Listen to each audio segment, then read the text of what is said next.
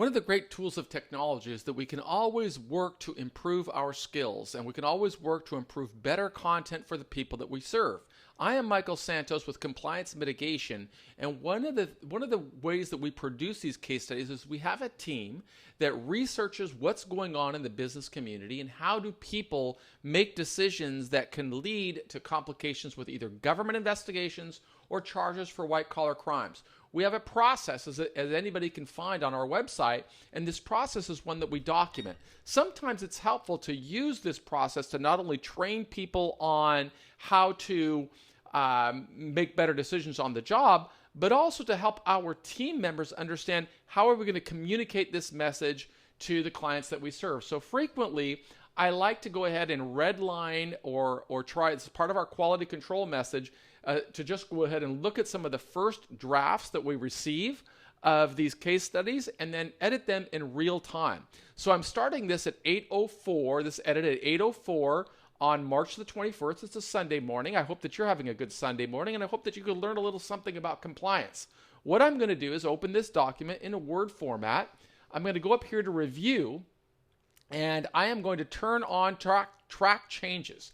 That way you'll be able to see everything that I am doing in real time, and we'll be able to see just how long it takes to perform the quality control metrics of a case study. And of course, I will bring a commentary along the way on why I am doing why I'm making the changes that I am making. I hope that this will not only help my team understand the style and the message that we're trying to convey in our compliance as a service program, but also will help you understand how you could train your team in real time. We never ask anybody to do anything that we are not doing. So let's just work through this here. The title of this article is Insider Trading Laws and SEC Rule 10b-5. We have a specific training mechanism where we want to use titles that really not only reflect what customers will learn, but also we want to increase our visibility on Google. So this is related to a Google search, this title here. The meta description is the little information that appears after the search term in Google, and this one uses, and we want to make sure that we use the same title in that meta description. So examining how corporate officers violated insider trading laws and SEC Rule 10b-5 by exploiting confidential non-public information. Interesting. Okay, I don't know anything about Rule 10b-5, but I'm going to learn about it along with you. The agency's profiled will be the Securities and Exchange Commission. Okay, name of the person or company profiled or both. George, looks like a typo there, George Matus, Peter Matus, Carreker Corporation. Tag, SEC Rule 10b-5, inside information, corporate insiders, related parties, tipper options. I also want to include these names in the tags because this is going to help people find us when they're searching on Google. So I'm going to plug those in there, as you'll see in a red line. Focus key phrase, insider trading, but that's a little bit too broad. We'll probably have a lot of key phrases of insider trading because we cover a lot of that in our company. So let's go ahead and write insider trading, Carreker Corporation. Carreker Corporation. Okay? Because this is insider trading specifically to that corporation. So here's the situation. Senior executives of a publicly traded company on NASDAQ met to discuss the implications of negative news and its potential impact on the company's stock price. The vice president of investor relations utilized knowledge of that information to make illegal trades based upon inside information. Let's try a simpler word. The vice president of insider relations used his insider knowledge. Use his insider knowledge of that insider knowledge. The vice president of investor relations had insider information. He relied upon information that he knew, but that ordinary investors did not know to make trades in the stock. He contacted his brother, a registered broker, to effect the trades just to make the trades easier. People might not know what effect means. To make the trades, resulting in a sizable profit. He contacted his brother a registered broker to make the trades. Those trades brought a sizable profit. The trade attracts the attention of regulators, and an investigation ensues. Okay, so the trade attracts the attention of regulators. Let's see. I like to talk about subject verb, right? Action. Regulators learned of the trade.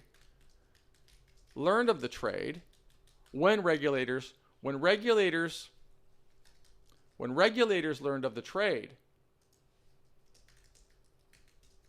they began an investigation. Okay? And it's when regulators at the SEC, and this is all public information, they've got access to every trade. So when regulators at the SEC learned of the trade, they began to investigate. And actually, that's a better verb. They began to investigate. Those trades brought a sizable profit. When regulators at the SEC learned of the trade, they began to investigate.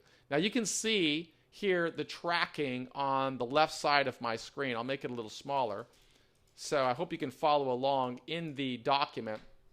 But in the training exercise, I will make it a downloadable document here. Purpose. Examining how a corporate officer and a broker violated insider trading laws and SEC Rule 10b-5 by exploiting confidential non-public information. Okay? I think our purpose is to show how a corporate officer and a broker violated insider trading laws and SEC Rule 10b-5 by exploiting confidential non-public information. Learning objectives. Upon completion of this case study, participants will be able to identify what might constitute confidential information, understand the core concepts and concerns of regulators with respect to non-public confidential information, the trading corporate securities in trading corporate securities. Okay. Explain the ever-growing application of insider trading rules to non-corporate individuals. Put a comma inside. Commas go inside quotation marks, such as related parties and close family members, and describe how the insider trading rule, so if that's insider trading modifying the rule, we got to make that a hyphen. The insider trading rule can be triggered by trading stock options. Okay. So can be triggered is a past tense construction. So describe how trading in stock options, just move that over here, describe how trading in stock options can trigger the insider trading rule. Okay, we want to make all of our writing in present tense construction. Very important. So describe how trading in stock options can trigger the insider trading rule. Intended audience: corporate officers, employees, and third-party service providers who work with publicly traded companies. Key terms: SEC Rule 10b-5, insider information, corporate insiders, related parties, tipper options, confidential information. Congress created SEC Rule 10b-5 and other anti-fraud provisions in the Securities and Exchange Act of 1934 in the wake of the stock market crash of the 1920s. Okay. Congress, I'd rather say, so Congress, and I'm thinking how I read aloud, Congress created SEC Rule 10b-5 and other anti-fraud provisions in the Securities Exchange Act of 1934. Those laws, okay, so say legislators brought those laws in the wake of the stock market crash of the 1920s as a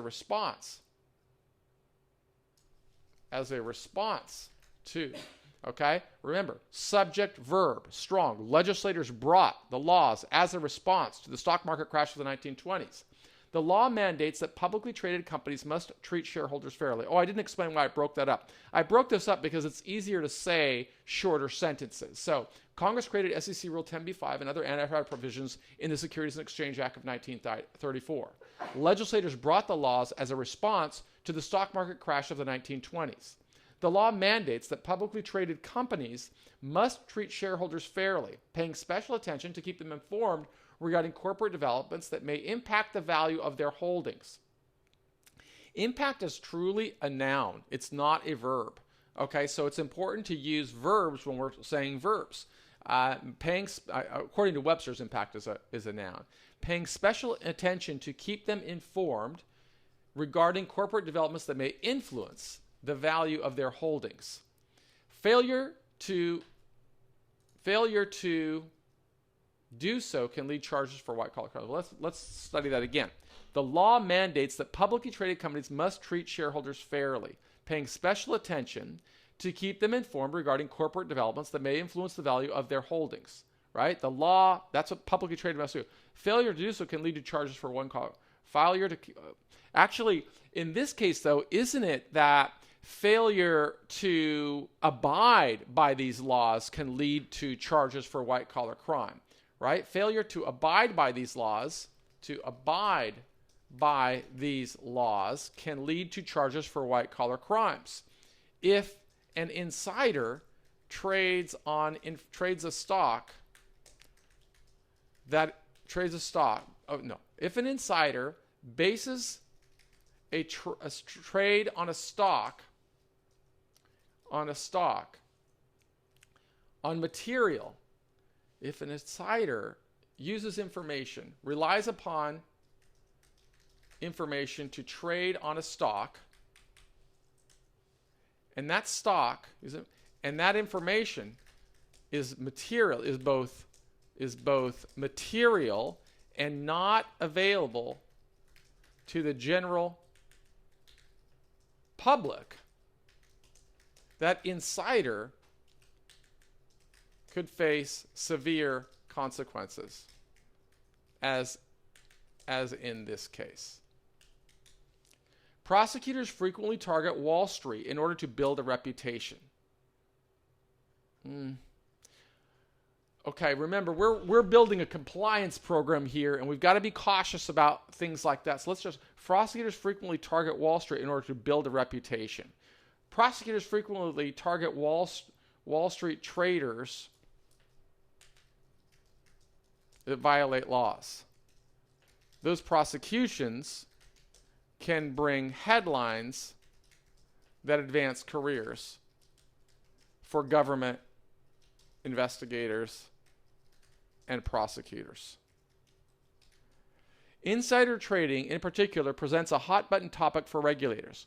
Authorities look to demonize people perceived as wealthy and privileged by reason on their position as trader or an insider at a public company. Hold on, let's take a look at that.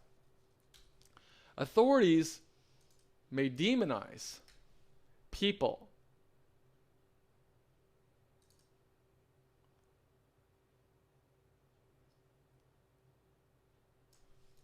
that use unfair advantages to trade stocks.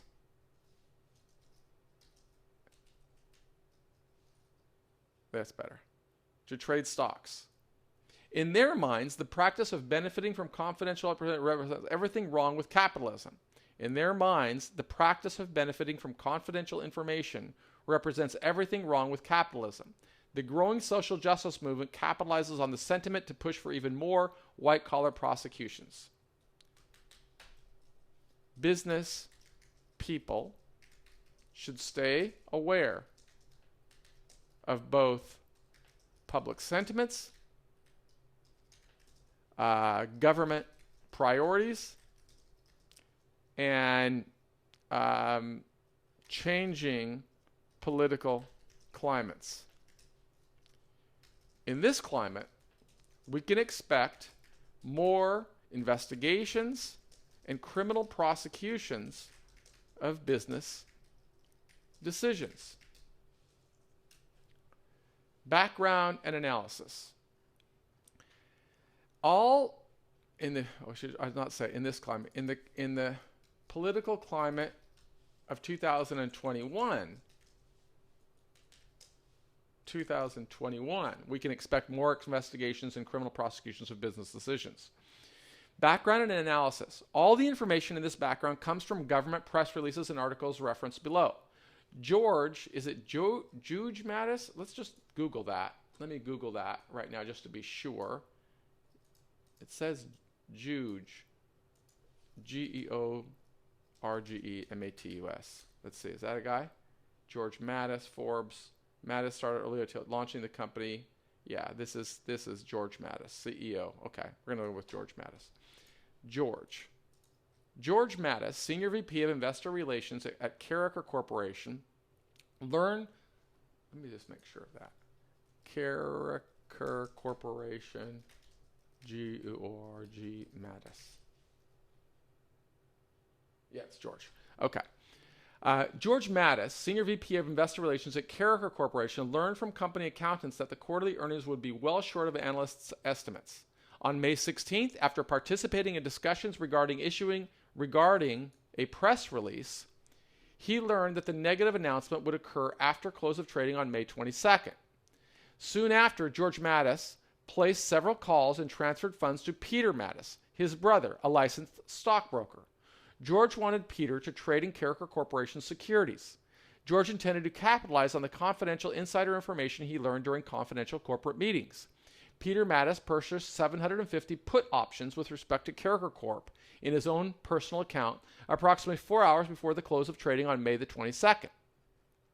And this is what a put option is, an option that you're going to capitalize if the stock of the price drops. But here I think we've got an explanation. Put options give holders of the option the right, but not the obligation, to sell a specified amount of an underlying security at a predetermined price within a specified time frame. Put options are available on a wide range of assets, including stocks, indexes, commodities, and currencies. Put options are impacted by changes in the price of the underlying security. If a stock price goes down, the value of the put option goes up. Okay, so the changes, let's make this present tense, the changes in the price of a security influence put options instead of are impacted. We'll just get rid of this past tense construction. The changes in the price of security influence put options. If a stock price goes down, the value of the put option goes up. Put options react negatively. Put options is not capitalized. So put options react inversely to the value of a company's commonly traded stock. The trade created an opportunity to profit from the decline of the underlying Carreker stock price.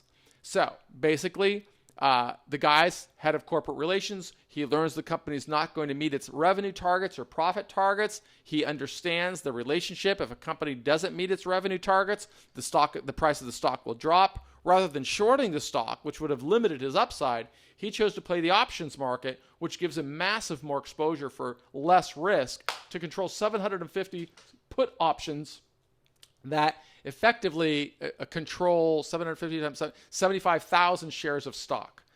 So Caretaker's stock price declined after issuance of the press release, just as the Matus brothers anticipated.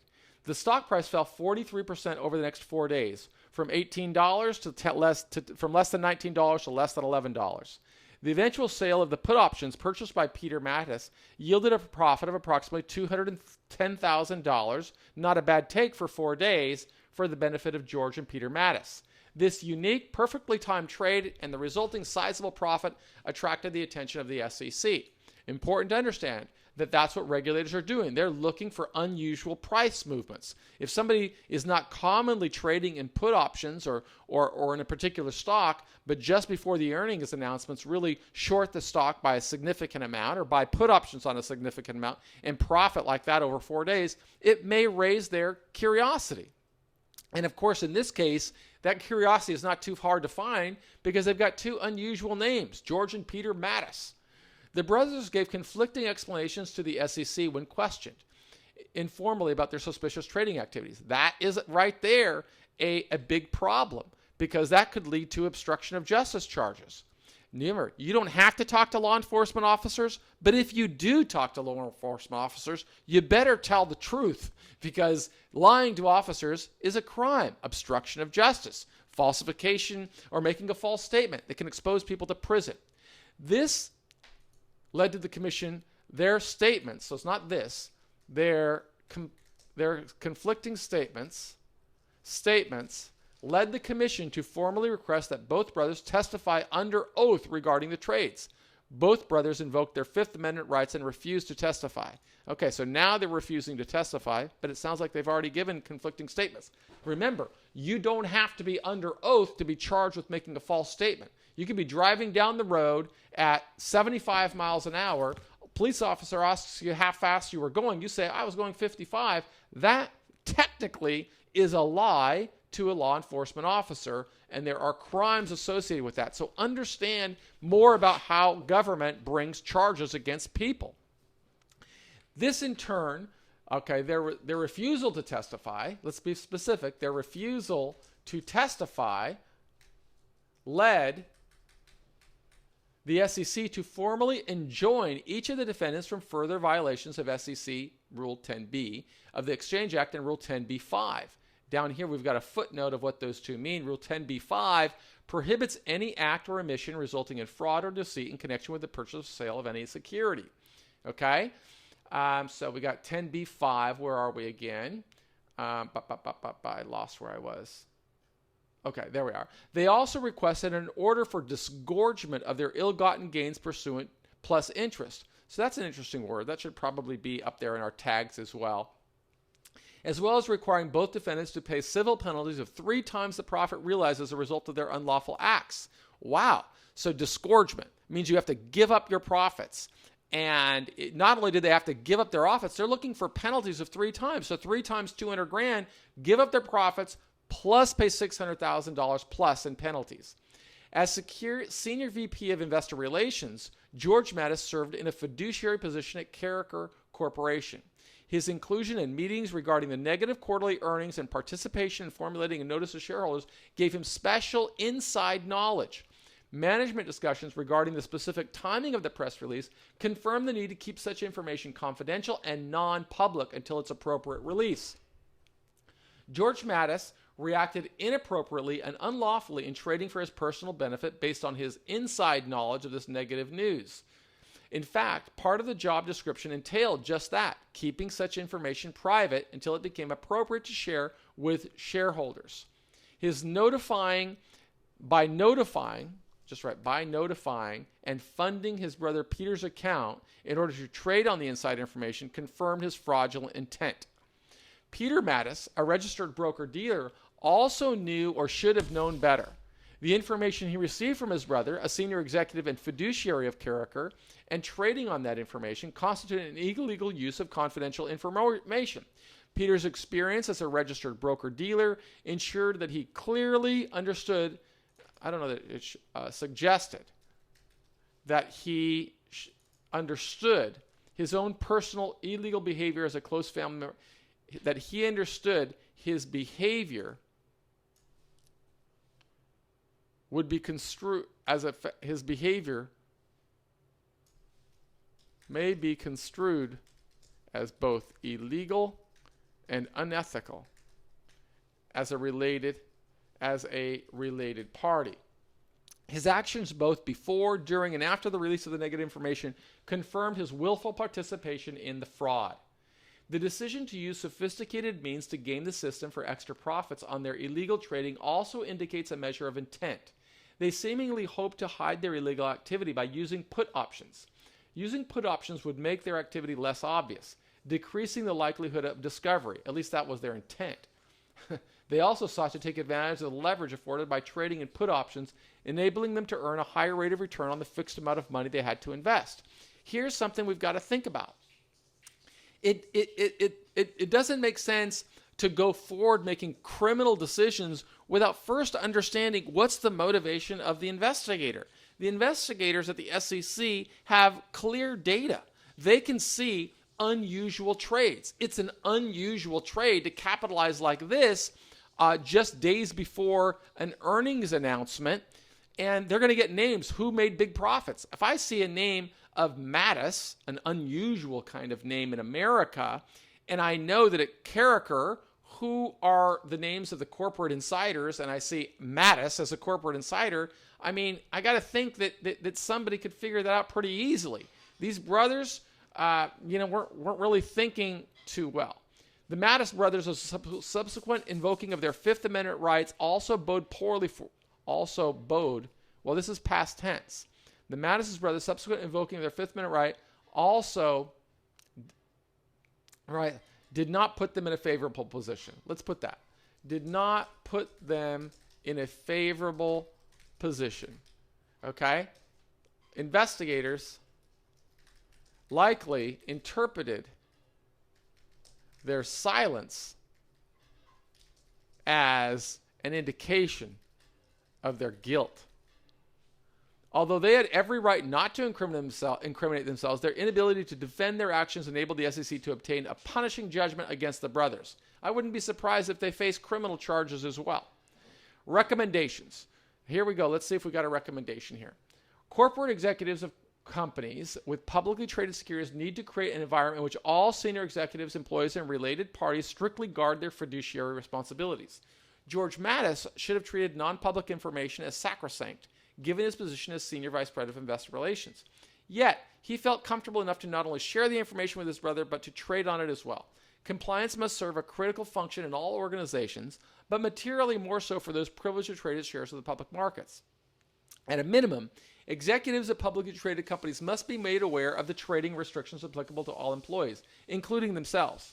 This restriction must be clearly spelled out in a compliance manual overseen by both the legal department and the human resources. The compliance manual should compel disclosure of all employee stock holdings. The legal department should undertake periodic surveillance checks and provide reminders to employees regarding corporate policy. Management also must provide continuing education programs and mandate participation by all employees. By providing employees with clear guidance as to appropriate and inappropriate behavior, companies better guard against fraud, protect the company from investigation and prosecution. So that's our recommendation. I've got another recommendation.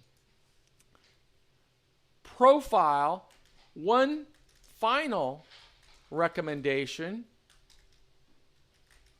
is profile the legal costs and the legal costs and the the penalties associated with white-collar crime. Why am I saying that?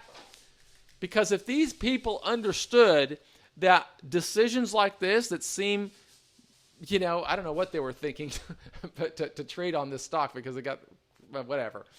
If they understood they can go to jail for 5 years, they may think twice before making foolish decisions on the job. We believe in you at Compliance Mitigation, but we did the time with hopes that you won't have to. So we've got to teach you what we've learned by serving time alongside people like the Matuses who went to prison for insider trading. Be smarter. Train yourself on compliance, learn about white-collar crime, and avoid decisions that can bring you into the crosshairs of government regulators who are incentivized to find criminal behavior. I'm Michael Santos with Compliance Mitigation. We believe in you. Visit us at compliancemitigation.com if you haven't done so already, and sign up for our free courses on compliance. Thanks.